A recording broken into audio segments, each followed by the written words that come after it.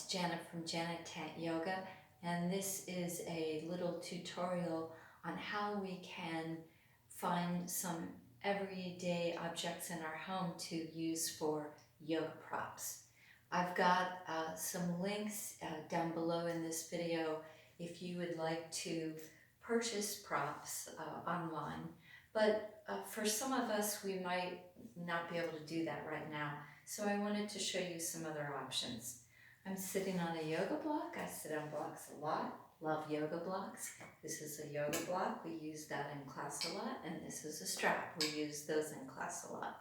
These are yoga props that you can purchase, but you might not want to do that right now. So another option for a strap is a long scarf, and I would say try to find a long scarf, the longest one you have, or a tie, or a belt, or a belt that goes to a bathrobe.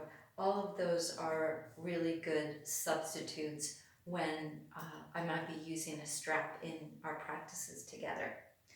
As far as blocks are concerned, folks can always use just old-fashioned books.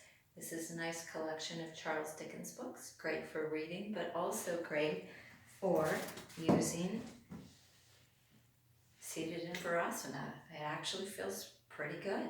So those are options if you still have old-fashioned books around. One of the other things that, if you take classes with me, I use a block a lot between the inner thighs. We're always trying to strengthen the adductors and stretch them, but in a strengthening move or work that we're doing, I'll usually have a block. And what I've found is using books there might be kind of difficult, but this is just a regular old bath towel, and I'm taking a really tight roll, so making it really tight. And then, how we do our core work here, so you could kind of do this.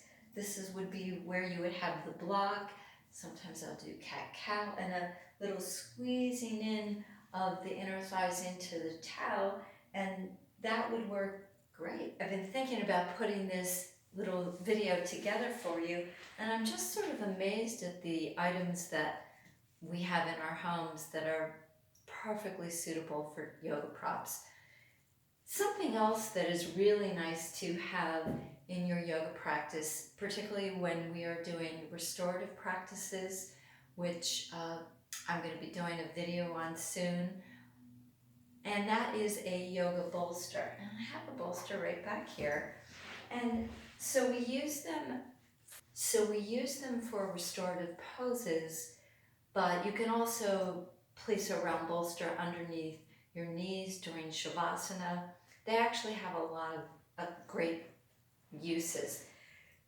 Again, you could order one, and I just want to show you some of the ways that we would be using a bolster. This would be just kind of a simple little restorative setup, and we would be coming down and kind of resting on the bolster.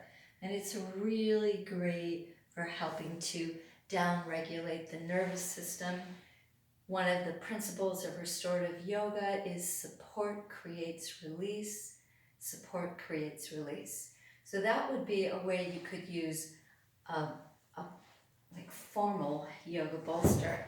But again, what if you don't have that? And so I'm just going to show you a great option for making your own bolster at home. And if you have 2 blankets and a pillow, you would be good to go. So I've got 1 blanket, and I'm just using yoga blankets, but any sturdy blankets that you have would work. But I think 2 is important. And then placing another blanket on top of it, I'm taking just a regular pillow. And I'd like you to think of this as a wrap. Sometimes we get wraps for sandwiches, so this is kind of a wrap. And what I'm doing is I'm kind of sort of squishing that pillow in there, and I'm rolling it as tight as I can. Get as tight as I can, and yeah, Yeah, so this is actually pretty nice. It's pretty amazing. Again, I've sort of been amazed at how we can replicate these kinds of items, and a lot of that us have them in our homes already. And so here we are setting up, again, instead of blocks, you could have your books there, and voila. So I'm going to wrap up our practice here because I think I'm going to just go into a little restorative yoga. I hope this little tutorial on yoga props has been helpful for you. See you soon. Bye-bye.